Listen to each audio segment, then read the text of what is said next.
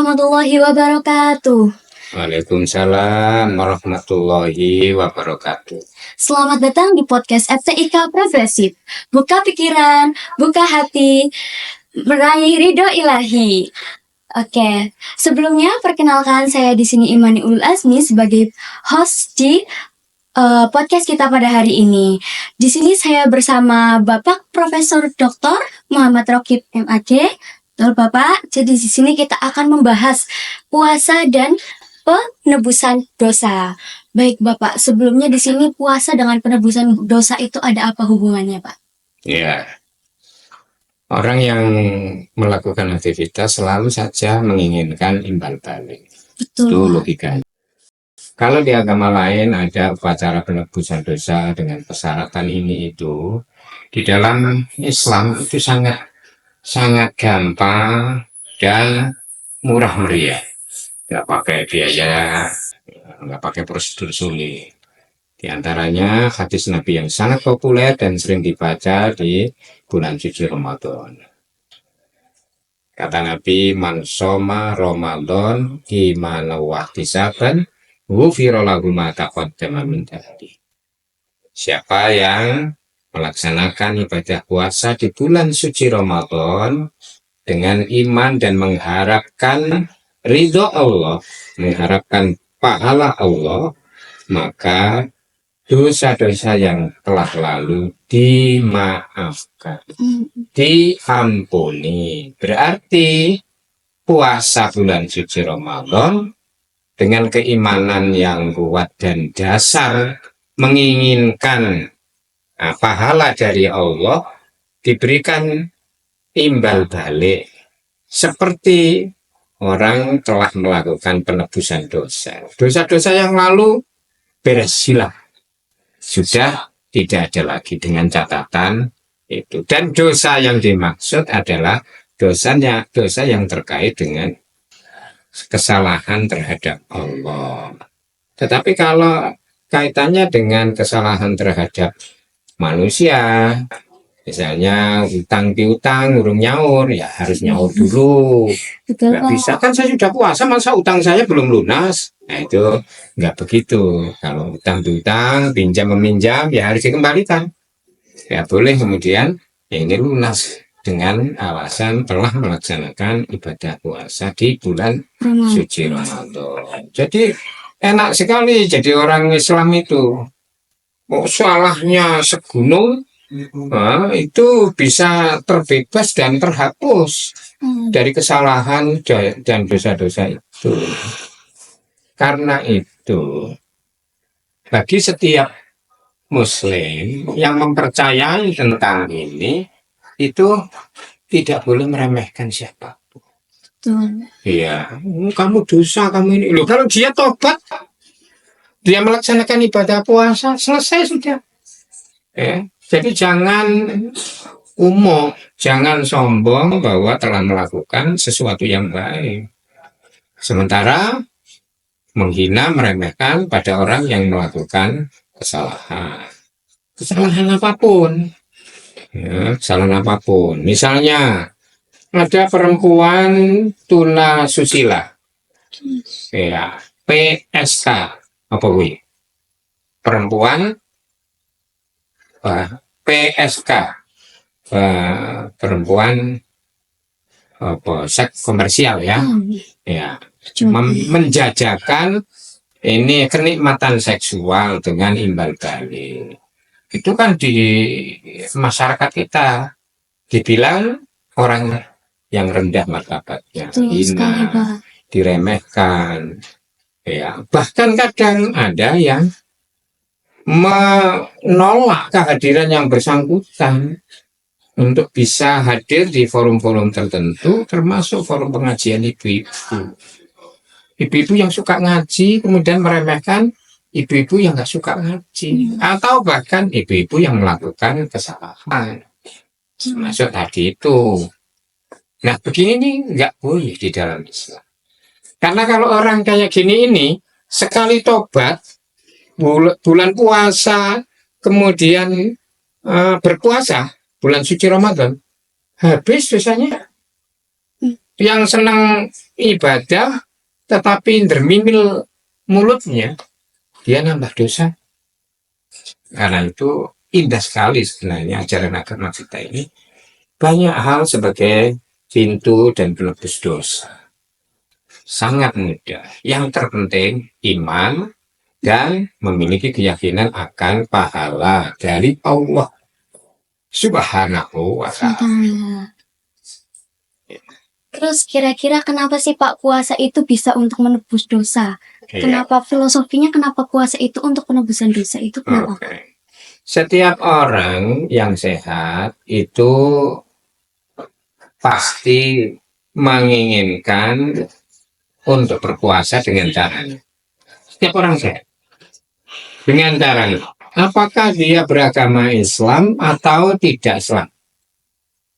Itu selalu melakukan ibadah puasa dengan kemampuannya, sesuai dengan kemampuan dan keyakinan. Hewan yang ingin memperoleh derajat luhur, itu juga gitu. Dia melakukan puasa dengan caranya. Misalnya, kalau lalat, ular ya, ulat ya namanya ya, ulat, itu kok ingin menjadi kupu-kupu yang indah. Ulat itu kan menjijikkan, merugikan, dan membuat orang sakit karena kena bulunya itu, Gatal ya Pak ya. gatal-gatal. Tetapi kalau dia punya keinginan menjadi indah, kemudian membantu, ya, memberikan kenyamanan, bahkan tafsiran rizki, maka harus berubah menjadi kupu-kupu. Menjadi kupu-kupu. Bahkan kupu-kupu ini kalau masuk rumah kayak gini nih ya, masuk rumah ini, alhamdulillah ini ada kupu-kupu masuk, berarti mau ada rizki nih. Nah gitu, simbol rizki. Simbol rizki. Ya. Makanya kalau perempuan ingin semakin cantik, diberi kupu-kupu, nempel di jilbabnya, Betul Pak. nempel di bajunya, nempel di mana, itu kupu-kupu. Kok bisa menjadi semakin bermanfaat, indah, dan memberikan simbol rizki, simbol kebaikan, simbol kecantikan, karena dia melakukan puasa. Puasanya caranya bagaimana? Ulat ini kemudian membungkus dirinya menjadi kepompong. Entong bahasa Jawanya itu menjadi kepompong. Setelah berpuasa sekian lama, tidak makan, tidak minum, gerak juga cuma uget gitu toh. Akhirnya dia bisa mengubah bentuk yang asalnya menjijikkan menjadi indah. Yang asalnya makanannya dia itu merusak, akhirnya membantu. Jadi ini serbuk sari dihinggapi oleh kupu-kupu, kemudian serbuk sari tadi itu ke putik, lalu dua. Jadi ada kembang pohon itu, kalau ingin membuahi ya perlu ada ini yang menyetes itu, apakah kumbang atau ini kupu-kupu. Itu. Jadi setiap makhluk Allah yang hidup, yang ingin memiliki derajat luhur, maka tidak ada cara lain kecuali dengan berpuasa. Itu berpuasa secara syar'i itu jalannya adalah menahan hal-hal yang membatalkan puasa dari waktu sahur, subuh, sampai dengan tenggelamnya matahari waktu maghrib. Itu secara syar'inya. Puasa secara maknawi itu yang menahan diri apa saja secara disiplin.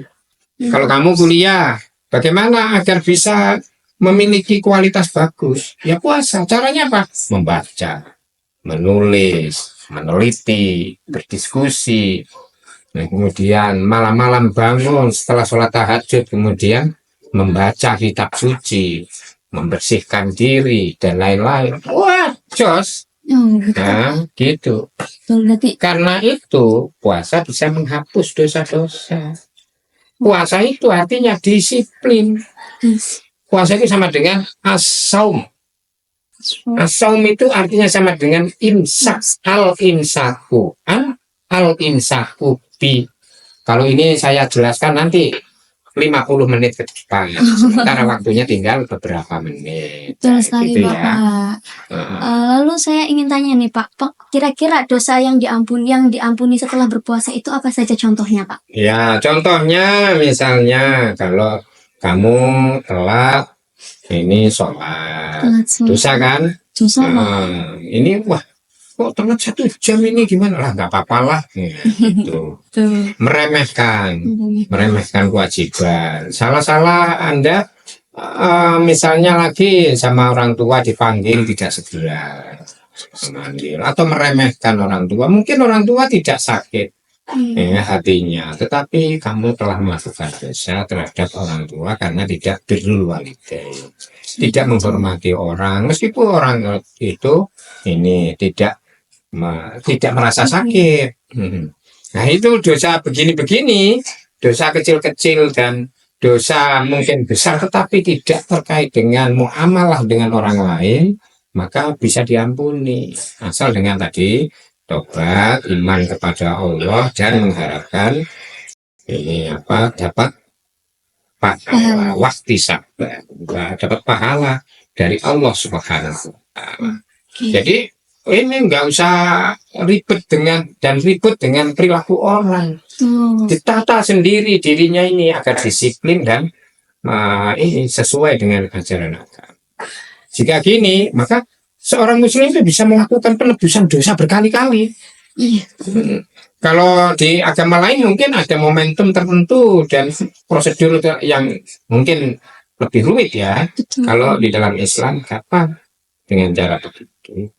Karenanya jangan klaim bahwa dirinya paling baik, jangan merendahkan orang lain, karena bisa jadi kita yang meremehkan orang lain ini ternyata kalah baik dengan yang kita anggap sebagai orang yang surat.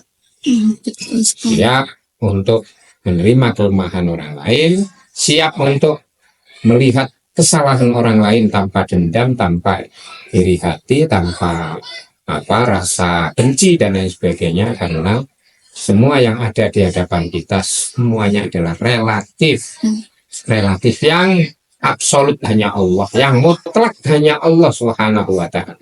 Kita ini hanya berikhtiar, berusaha menuju jalan Allah, ihdinas siratal mustaqim, sehingga apa yang kita lakukan benar-benar menjadi manusia yang insan kamil, manusia sempurna, menuju ke kesempurnaan meskipun tidak pernah meraih kesempurnaan. Betul sekali, karena banyak sekali ya kayak mungkin dosa-dosa yang kita tidak kita sengaja, yang mungkin tidak kita merasa, tapi mungkin ada seseorang yang sakit hati dari itu, atau mungkin kesalahan-kesalahan yang kita tidak. Catatannya gini, kalau yang kaitannya dengan muamalah, misalnya kok nyubit orang, ya, pinjam barang orang, muamalah ya, hubungan dengan orang lain, ya minta maaf. Iya, betul. Jangan menyakiti orang lain, tapi ini puasa jawabannya. Nah, puasa kan sudah dosanya hilang. Lah, kamu menyakiti kok. Oh iya. Ya minta maaf. Lo kamu kan ya, pinjam ini ya kembalikan, hutangnya dikembalikan, nah gitu. Jadi tetap dijaga semuanya agar kemudian Allah mengampuni benar-benar keseluruhan dosa-dosa kita. Oke, luar biasa banget ya materi yang kita dapat hari ini, yaitu tentang puasa dan penebusan dosa. Jadi berarti setiap tahun itu kita bisa menebus dosa kita yang kita lakukan. Tidak perlu setiap tahun, setiap bulan bisa, setiap minggu bisa. Jadi kita Jadi setiap Senin dosa. Ya, setiap Senin. Itu yang sunnah. Tapi yang wajib bulan Ramadan setahun sebulan. Iya, setahun sebulan. Tapi kalau bulan ya biasa-biasa di luar Ramadan, jaminan bahwa ghufira lahum ma taqaddama min dzambi itu memang tidak disertakan secara tegas oleh hadis, beda dengan yang puasa Ramadan. Karena puasa Ramadan itu memang wajib, sudah barang tentu pahalanya lebih besar, manfaatnya juga lebih gede gitu. Oke. Terima kasih Bapak untuk materi pada hari Oke. ini yang luar biasa sekali. Saya kira waktunya cukup sampai di sini. Kita akan kembali untuk hari esok ya, kembali untuk hari esok dengan materi yang luar biasa selanjutnya. Saya Imani Ulul Azmi, pamit untuk undur diri dari podcast FTIK Progresif. Buka pikiran, buka hati, meraih ridho ilahi. Assalamualaikum Wassalamualaikum warahmatullahi warahmatullahi wabarakatuh.